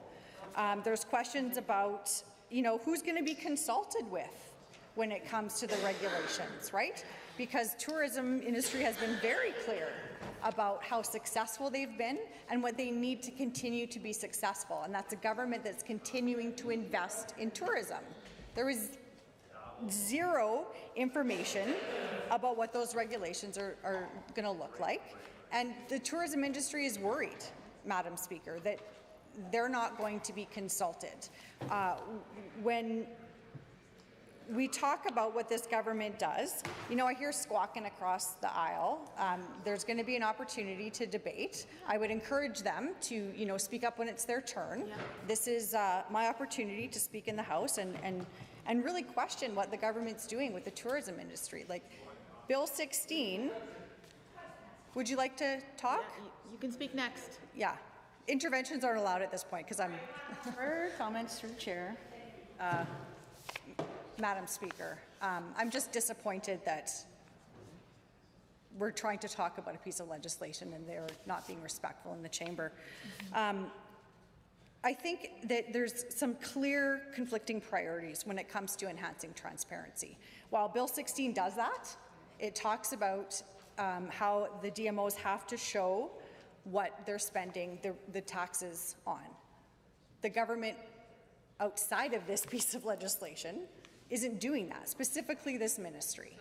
So it's a bit, I think the word that a lot of their members use is rich when it comes to, being so excited about one bill that talks about transparency. And it is a good thing, don't get me wrong. This is something that we absolutely would support. We have been calling for more transparency. This is something that I think is important to Albertans to see that where their money that they are giving to the government is going. So yes, Bill 16 is the step in the right direction, but I'm really disappointed that this wasn't taken across the board when it comes to his entire ministry and the 150% tax increase on tourism. It's a tax on affordability. When it comes to being able to enjoy this province, people are struggling, Madam Speaker, and affordability is top of mind for so many Albertans. I was in a grade 6 class last week, and there was 75 students, 3 classes, and when I asked them what their families talk about the most around dinner, it's the cost of things, cost of groceries, the cost of rent and mortgages, and these are kids in grade 6 that are hearing the stress of families. They're being told we can't enroll in sports because we can't afford the basic needs. And so we have a minister that has a successful tourism industry, and they're being punished. And I think that that's really concerning when we look at the overall approach to how we should be rewarding success. And so I think I would like to see more transparency across not just this ministry, but this government. So with that, Madam Chair, or Speaker, sorry, I'll close my comments, and I encourage others to request transparency, and I look forward to the debate. Thank you. Well said. The honourable member for Edmonton South. Thank you, Madam Speaker. I rise to also speak to Bill 16, the Traveller Protection and Destination Development Act, which seeks to eliminate hidden fees in Alberta's tourism sector by requiring mandatory upfront disclosure of all costs at booking. This legislation creates a clearer framework for destination marketing organizations, ensures destination marketing fees, or DMFs, are handled transparently, and gives consumers clarity about what they're being charged when they travel in Alberta. This bill is a step in the right direction for visitors, for businesses, and for communities whose economies depend on tourism. And it aligns with priorities that Albertans have continually shared with us, making life more affordable, growing a high-potential sector, and insisting on transparency, accountability in how fees are collected and reinvested. But it is worth noting that the UCP government broadly continues to show that they're not trustworthy when it comes to planning for Alberta's economic future success. I can tell you that the Alberta New Democrats are focused on making life more affordable, and we believe that the tourism industry is a major economic driver. On this side of the House, we support growing the tourism industry in Alberta. We want to see a strong and sustainable growth in this sector. The tourism industry encompasses a range of businesses used by tourists, from hotels to gift shops to bike rentals and much more. Canadians from other provinces, as well as Albertans traveling within the province, make up the majority of tourism activity in Alberta, accounting for about 75% of spending and about 94% of visits.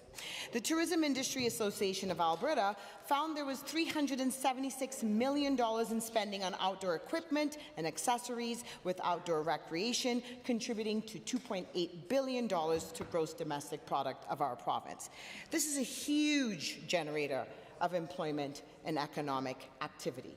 1.5% of employment, or 36,000 full-time equivalent jobs in Alberta based on our outdoor recreation. It also leads to $551 million in tax revenue and comprises of 0.8% of the province GDP. So there's no denying the economic impact of tourism in Alberta and the industry.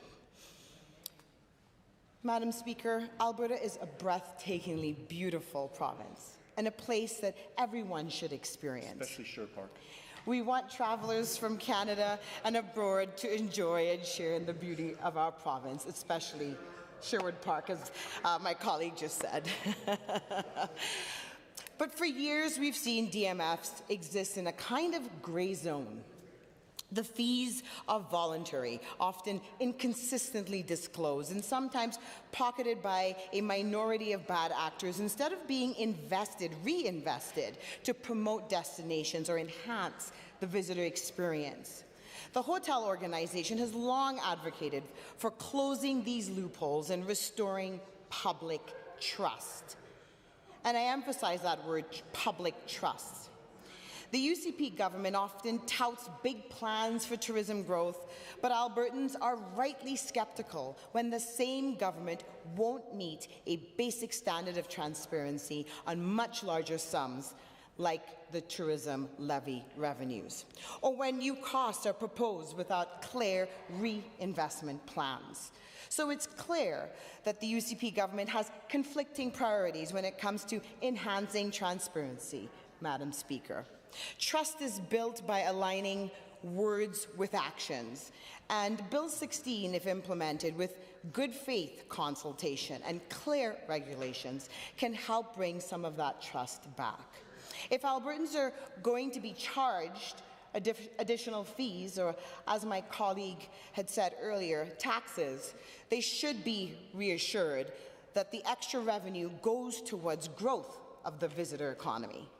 especially because the UCP continues to fail to deliver a fiscal plan that assures Albertans of a stable economy, good-paying jobs, high-quality public services, and an affordable cost of living in this province. Bill 16 allows the minister to designate 3 types of entities: destination marketing organizations, accommodation associations, and trustees, and regulates the collection of the DMFs by these entities.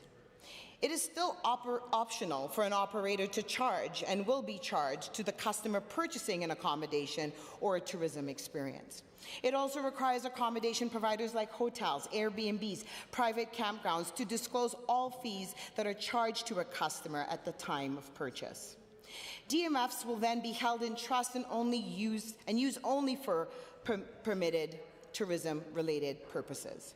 With funds held in trust, fully remitted, and clearly reported, local DMOs can plan marketing and production development responsibly while proving to residents and businesses that the money is used as intended. Tourism-based economies like Banff, Canmore, Jasper, Drumheller, and some of Canada's most iconic destinations host far more visitors than the population could ever fund through their local taxes. Banff, Jasper, Canmore together represent about 0.68% of Alberta's population, yet host 13% of Alberta's visitors. This mismatch strains local services like waste collection, snow removal, transit, and washrooms, and it complicates capital upgrades for trails, parking, and visitor facilities.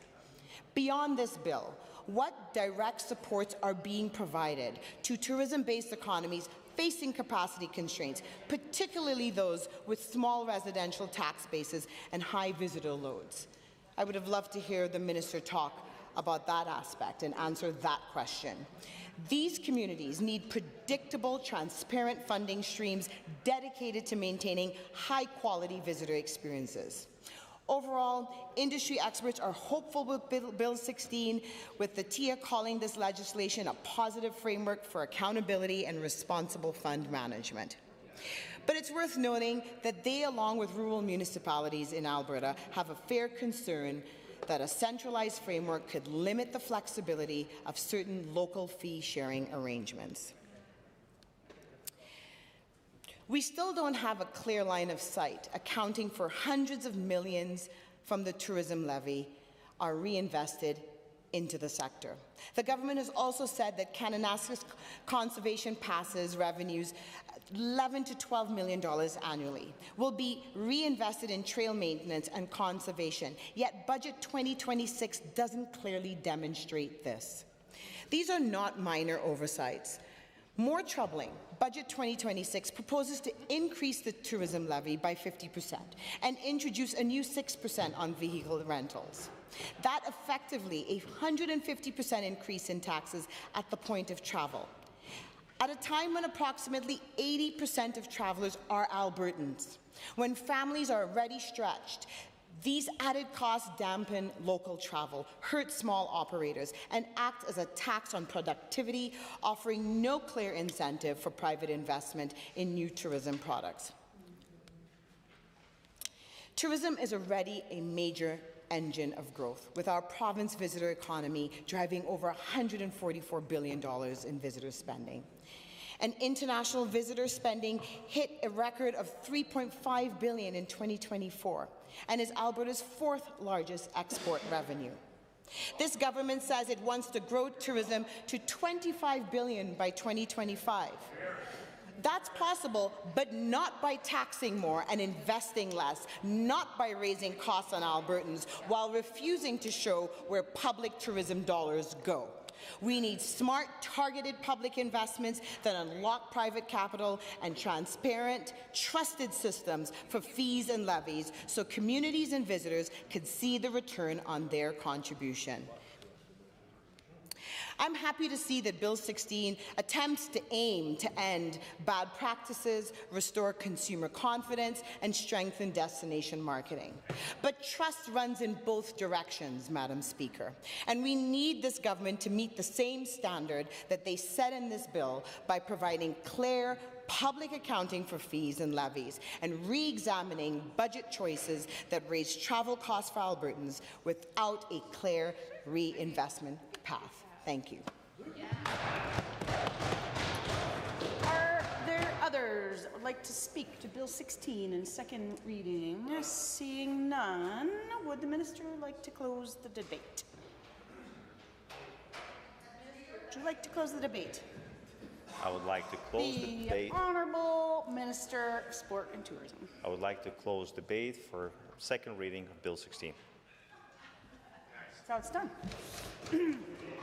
The Honourable Minister of Tourism and Sport has moved second reading of Bill 16, the Traveller Protection and Destination Development Act. Does the Assembly agree to the motion for second reading? All those in favour, please say aye. Aye. Any opposed, please say no. That is carried. Bill 16, Traveller Protection and Destination Development Act is now read a second time.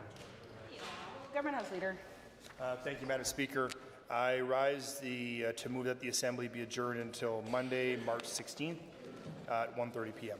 Drive safe. Having heard that motion, all those in favour, please say aye. Aye. Any opposed, please say no. So carried. House stands adjourned till 1:30 on Monday.